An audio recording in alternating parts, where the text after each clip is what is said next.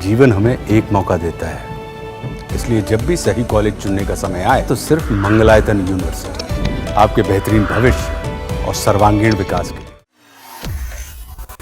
Iran में जंग के बेकाबू हालातों के बीच फंसे भारतीय छात्रों को वहां से धीरे धीरे करके निकाला जा रहा है।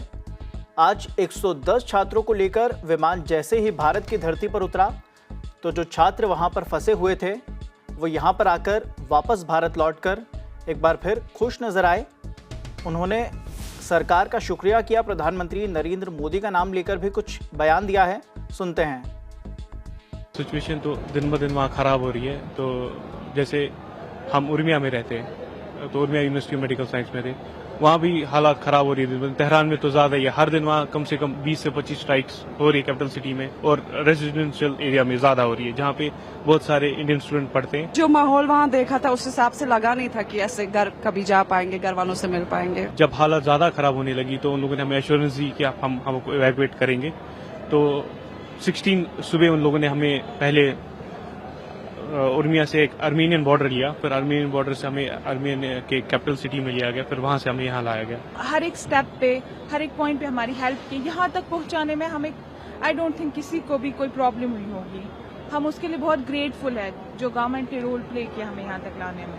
Very, very thankful to the Indian government, whatever they did. Like it was so smooth for us. मतलब कोई परेशानी नहीं अभी तक। जैसे अगर हम अभी करंट सिचुएशन की बात करेंगे जो ईरान में है, वो काफ़ी मतलब ख़राब ही बोल सकते हैं आप, क्योंकि जो वहाँ के जो सिटीज़ है वो अभी बिल्कुल भी सेफ़ नहीं है। अगर स्टूडेंट्स की बात करेंगे तो हमारी सिटी थी जहाँ हमारी university, that was much safer than other universities.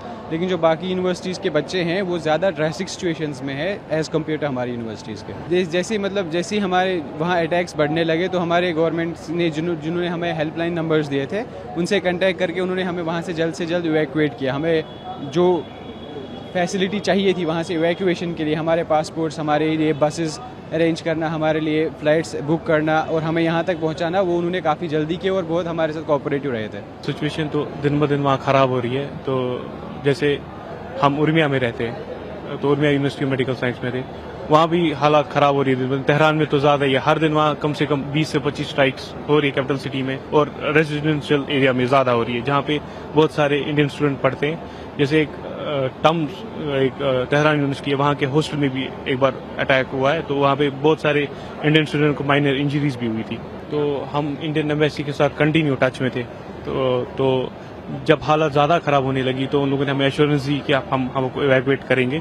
तो 16 सुबह उन लोगों ने हमें पहले उर्मिया से एक अर्मेनियन बॉर्डर लिया, फिर अर्मेनियन बॉर्डर से हमें अर्मेनिया के कैपिटल सिटी में लिया गया, फिर वहां से हमें यहाँ लाया गया। खुशी है वापस आने की क्योंकि हम सेफली वापस आ गए, लेकिन कहीं ना कहीं हमारी जो पढ़ाई छूट रही है we are worried about that also. वहाँ के हालात बहुत खराब है, वहाँ के लोग बहुत डरे हुए हैं। इवन जब हम आ रहे थे तो हमें वहाँ से बहुत कॉल्स आ रही थी कि यहाँ सिचुएशन एक्सट्रीमली क्रिटिकल है। बहुत ज़्यादा अच्छे तरीके से, हमने शायद इतना एक्सपेक्ट भी नहीं किया था। हमारी डॉर्मेट्री डोर से लिटरली उन्होंने हमें लाया है। हर एक स्टेप पे, हर एक पॉइंट पे हमारी हेल्प की, यहाँ तक पहुँचाने में हमें आई डोंट थिंक किसी को भी कोई प्रॉब्लम हुई होगी।